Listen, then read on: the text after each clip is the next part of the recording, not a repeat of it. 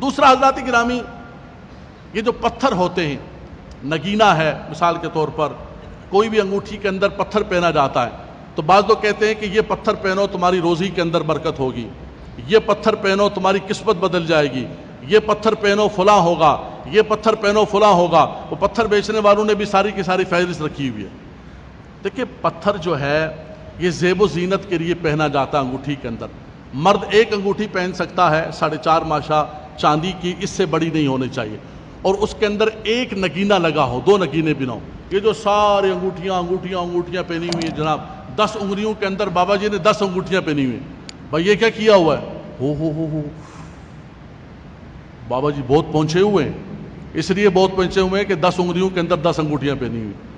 حضرات گرامی، یہ سب کے سب غلط چیزیں ہیں، یہ سب کے سب ہمارے دین کو، شریعت کو برباد کرنے والی چیزیں ہیں۔ رسول خدا صلی اللہ تعالیٰ علیہ وسلم نے ہمیں جو اسلوب عطا فرمایا، اعلیٰ حضرت امام اہل سنت فتاوی رضویہ کے اندر لکھا ہے کہ مرد ایک انگوٹھی پہن سکتا ہے، نگینہ اس میں لگا ہوا ہو، 4.5 ماشا چاندی کی ہو، بس اس سے بڑھ کر، وہ بھی اگر پہننا چاہے، وہ فرض نہیں ہے، واجب نہیں ہے۔ پتھر کے اثرات کے حوالے سے کیا ہے؟ یاد رکھیے گا کہ پتھر جو ہے ایک زیب و زینت کے لیے اللہ تبارک و تعالیٰ نے پتھروں کو پیدا کیا ہے۔ پتھر نہ قسمت بدلتا ہے نہ روزی دیتا ہے، قسمت بھی بدلنے والی ذات اللہ تبارک و تعالیٰ کی ہے، اور روزی دینے والی ذات بھی اللہ تبارک و تعالیٰ کی ہے۔ وہ جس کو چاہتا، مؤثر حقیقی جو ذات ہے وہ اللہ کی ہے۔ نہ ان پتھروں کی طرف توجہ کریں، نہ ان ستاروں کی طرف توجہ کریں، نہ ان تمام چیزوں کی طرف توجہ کریں، آپ کی توجہ اللہ کی ذات کی طرف ہونا چاہیے۔ قرآن کے اندر بھی پتھروں کا ذکر ہے، خاص طور پر جنتی پتھروں کا ذکر کیا گیا ہے کہ یخرج منہم اللؤلؤ والمرجان کأنہن الیاقوت والمرجان، دوسرے مقام پر فرمایا۔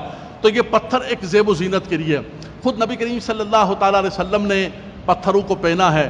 ایک حبشی نگینہ کبھی کبھی حضور پہنا کرتے تھے، اور ایک جو ہے یمنی عقیق جو ہے آقا دو جہاں صلی اللہ تعالیٰ علیہ وسلم پہنا کرتے تھے۔ لیکن کسی جگہ کسی حدیث کے اندر، یہ بچے بیٹھے ہوئے ہیں، اس وقت بہت جو ہے وہ میڈیا کا دور ہے، ہر چیز آپ کے سامنے کھلی ہوئی ہے، اگر کسی کے سامنے کوئی حدیث گزری ہو تو مجھے بتائیے گا۔ کسی حدیث رسول کے اندر رسول خدا صلی اللہ تعالیٰ علیہ وسلم نے یہ نہیں فرمایا کہ یہ پتھر پہنو تمہاری روزی میں برکت ہوگی، یہ پتھر پہنو تمہاری قسمت بدل جائے گی۔ نہیں، قسمت بدلنے کے لیے، پریشانیوں کو دور کرنے کے لیے، غموں کو دور کرنے کے لیے ایک ہی ذات ہے، اور وہ اللہ تبارک و تعالیٰ کی ذات ہے۔ تو یہ جو پتھر ہیں، پتھر کے بارے میں، یمنی عقیق کے بارے میں یہ ہے کہ یہ نبی کریم صلی اللہ تعالیٰ علیہ وسلم نے استعمال فرمایا، اور یہ سنت مبارکہ ہے۔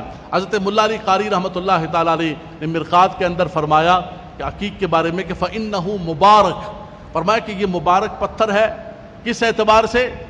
اس اعتبار سے کہ میرے آقا صلی اللہ تعالیٰ علیہ وسلم نے